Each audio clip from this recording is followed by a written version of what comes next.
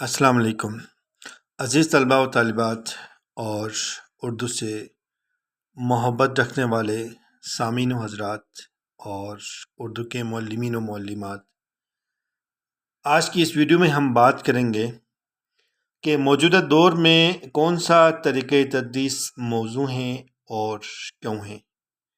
تو میرے خیال میں آج کے دور میں یعنی موجودہ دور میں تقریری طریقۂ تدریس موزوں ہیں، اور کیوں موزوں ہیں آگے بات کریں گے۔ تو شروع کرتے ہیں۔ موجودہ دور میں تقریری طریقۂ تدریس موزوں ہیں۔ تدریس کا سب سے بڑا مقصد طلباء کو زیادہ سے زیادہ معلومات بہم پہنچانا ہے۔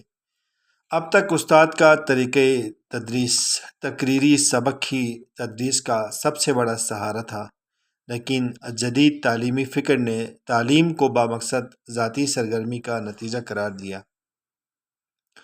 پہلے طالب علم کو اثر پذیری کا مجسمہ اور کچھ نہ کرنے والا فرد تصور کیا جاتا تھا، جبکہ ہر قسم کے جدید تعلم کا مطالبہ ہے کہ طالب علم کو ایک فعال عنصر کا درجہ حاصل ہونا چاہیے۔ تقریری طریقہ قدیم ترین طریقۂ تدریس ہے، اس کے خلاف ہر دور میں لے دے ہوتی ہیں، لیکن ابھی تک تعلیمی دنیا میں سب سے زیادہ مروج طریقہ یہی ہے۔ اس کی افادیت سے کوئی انکار نہ کر سکا، اور اس کی ابھی تک مقبولیت ہی اس کی افادیت اور سچائی کی زندہ دلیل ہے۔ اس طریقے کی خوبیوں خامیوں کا انحصار اس طریقے پر نہیں بلکہ اس کو استعمال کرنے والے فرد پر ہے۔ تقریری طریقے میں معلم زیادہ تر خود بولتا ہے، بڑے منظم اور منطقی انداز میں مواد کو طلباء کے سامنے پیش کرتا ہے۔ انداز پیشکش نفسیاتی اور جذباتی بھی ہو سکتا ہے، یا سنجیدہ منطقی بھی۔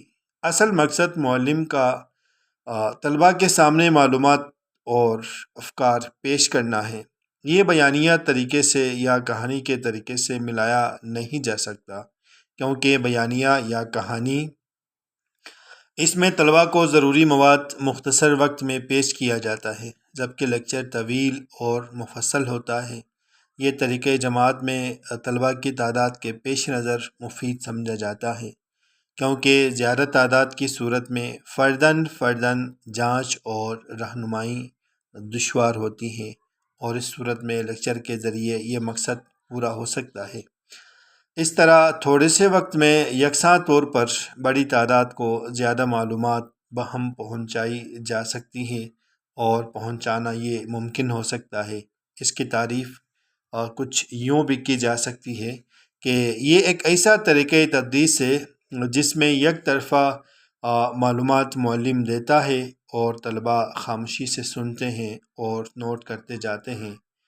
معلم نہایت ترتیب اور منطقی انداز میں نفس مضمون پیش کرتا ہے۔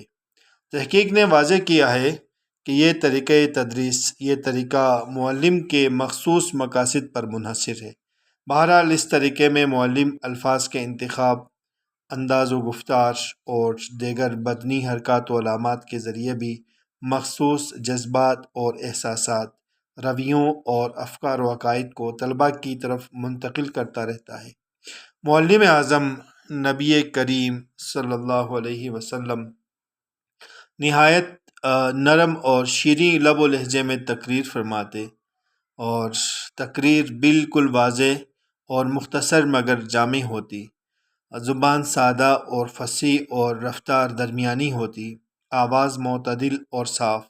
جس نکتے پر زور دینا چاہتے اس کو بیان کرنے کے بعد قدر توقف فرماتے، تاکہ سامع کے دل میں یا اس کے دماغ میں پوری طرح اتر جائے۔ اسی طرح حیرت و استعجاب اور دلچسپی بڑھانے کے لیے خاص قسم کے الفاظ اور تراکیب مخاطب کے ذہنی استعداد کو مد نظر رکھ کر فرماتے۔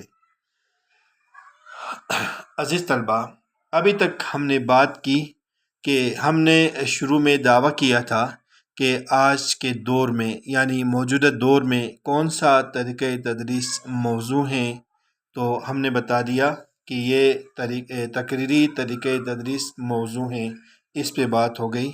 اب ہم اپنے اس دعوے پہ دلیل، ہم نے کہا تھا کہ موضوع ہیں تو کیوں ہیں، اب ہم دلائل کے طور پر کچھ باتیں عرض کرنا چاہتے ہیں۔ تو سب سے پہلی بات یہ ہے کہ